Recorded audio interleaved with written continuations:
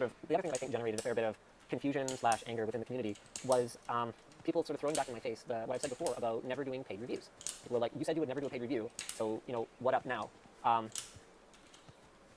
what point was the video labeled review? At what point in the video did I say that it is a review? At what point was it structured like a review? And I think this is, oh man, okay, SG Ninja, I'll deal with your comment in a minute. You know what, I'll deal with it now. The channel content is garbage because you targeted video per day, less video frequency for higher quality, please. The channel has always had daily videos. In fact, my quota per month, back when I worked at NCIX, was 45 a month. The channel has legitimately actually gone down in video frequency over the years. When we added WAN Show, we went from 7 to, so when I was at NCIX, it was 10 per week. Then before WAN Show, it was 7, and now it's 6. Anyway, so the Bixby video wasn't a review, wasn't intended to be a review, and therefore wasn't structured as, here's the positives, here's the negatives, here's a conclusion and recommendation to buy or not buy, because it's right in the beginning of the video. This is sponsored by Samsung. It therefore can't be a review. And I think this is a problem that, whether we've contributed to or not, is sort of hard for me to say. I'm looking at it a little too closely, being sort of in my own world every day, but it's something that has definitely been an ongoing problem in not just the sort of tech review community, but in the review / journalism communities in general, is that a lot of the sponsorship requests we get are for paid reviews, and we wouldn't get these requests if that wasn't a way that other content creators were structuring their content. And the way that we always fire back is we go, look, it's not going to be a review if it's sponsored. We're not going to label it a review, we're not going to treat it as such, because in my opinion, it is better for us to be completely upfront with you guys, label it for what it is, make a piece of content that we're comfortable with, and just deal with the flack of you guys being mad because it's sponsored. I would rather do that than try to conceal it, try to sweep it under the rug a little bit. So my main points here were that we never labeled it as a review. It's not a paid review. It's a sponsored piece. And then the last one was that, quite honestly, this Q4, so I don't know if you guys are familiar with these stupid businessy terms. So quarter 1 is the first 3 months of the year, quarter 2 the next, quarter 3, quarter 4, so on. Well, not so long again, quarter 4, because there's only 12 months of the year anyway. The point is, quarter 4 is usually when a very significant chunk of the advertising dollars for the year gets spent. And so this is some very nuts and bolts, sort of under the hood, how running a YouTube channel works stuff.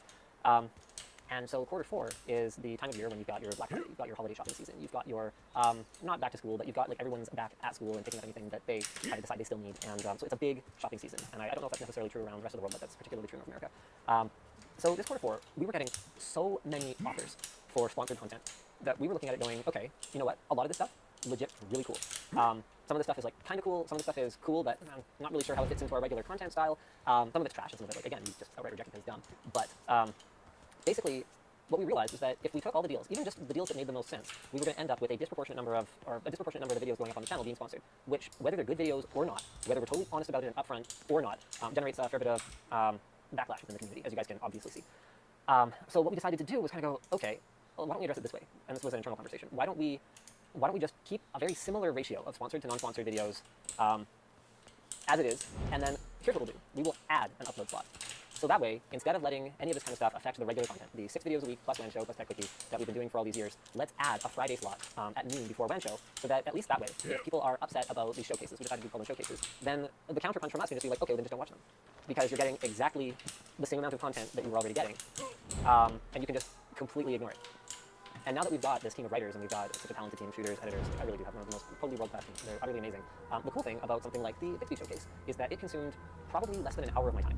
And, I've got some videos coming very soon that are going to be really cool and really like back to basic, and the kind of thing that I think exactly the crowd of people who might have been upset about a sponsored piece of content are really going to love. So teaser for you guys watching now is I've got a video upcoming where I'm going to be deletting Threadripper. And I'm not going to be doing it for performance reasons because, as some of you helpfully pointed out in the social post that I put up on Instagram and Twitter the other day, there is no performance benefit to doing that because the IHS is already soldered, so it already has excellent thermal transfer properties. But the reason I'm actually going to be doing it is, I don't know if you guys know this, but a lot of content creators got Vanity Ryzen Threadripper chips in like this cool acrylic case with their publication engraved onto it.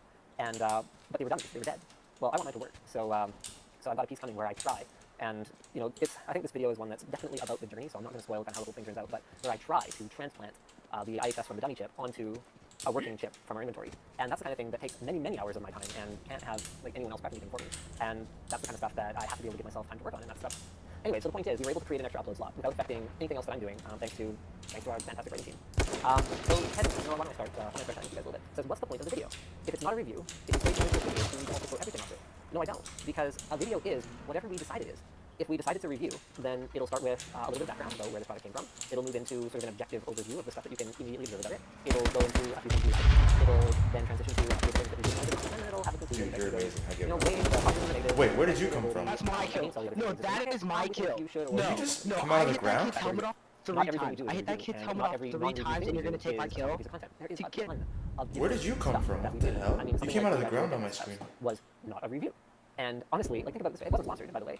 But if we like run to Joel's house and pointed out like a dust bunny in the corner, you're really gonna it just take would have my been kill? totally inappropriate. So